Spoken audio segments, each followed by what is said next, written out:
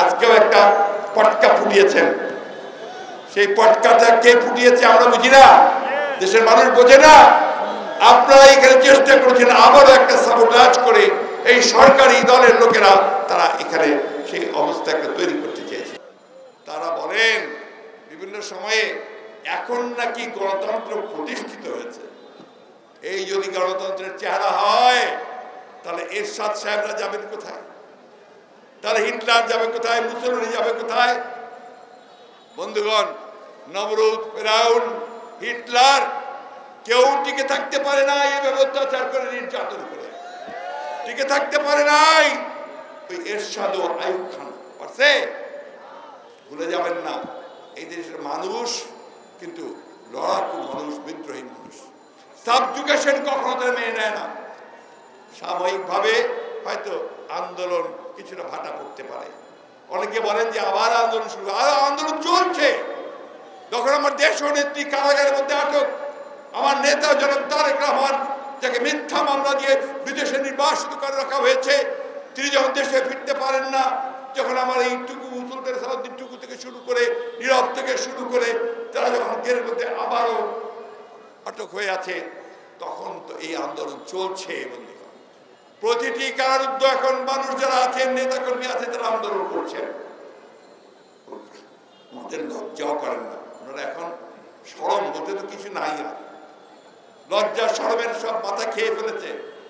এমন ভাবে কথা বলে যে তারা আপনার এখানে দণ্ডমূর্তের কর্তা। আসলেও এটাকে তারা তাদের পৈতৃক সম্পত্তি মনে করে, এটাকে তারা মনে করে যে এটা তাদের সম্পত্তি, তারা যেভাবে খুশি সেভাবে ব্যবহার করবেন। কিন্তু জনগণের যে চাহিদা সেই দিকে তাকান না।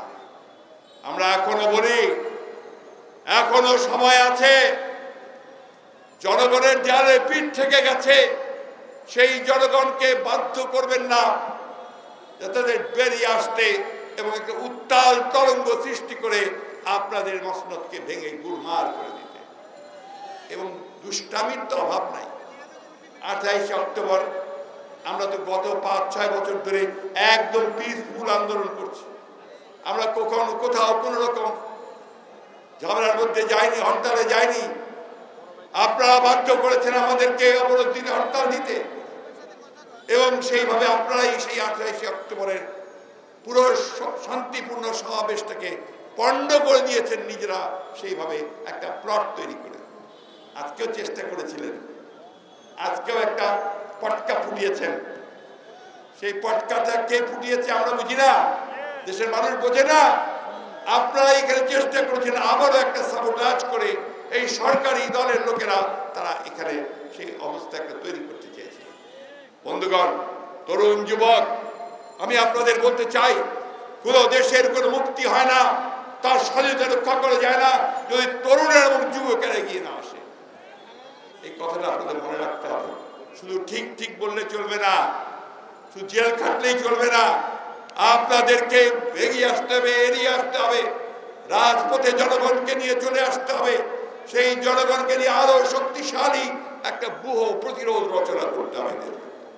অন্যথায় আমার স্বাধীনতা, আমার সার্বভৌমত্ব সবই জলাঞ্জলি যাবে। বন্ধুগণ, আমি বক্তব্য দীর্ঘ করতে চাই না, একটি কথা বলেই আমি আমার বক্তব্য শেষ করতে চাই। দেশনেত্রী বেগম খালেদা জিয়া আমাদের শুধু নয়, সারা বাংলাদেশের গণতান্ত্রিক, বাংলাদেশের এবং সমগ্র পৃথিবীতে আমি মনে করি যে গণতন্ত্রের তিনি হচ্ছেন একজন অতন্ত্র প্রহরী আপসীন নেত্রী, যিনি এখনো লড়াই করে চলেছেন। তার মুক্তি গণতন্ত্রের মুক্তি, তার মুক্তি রাষ্ট্রের মুক্তি, স্বাধীনতার মুক্তি।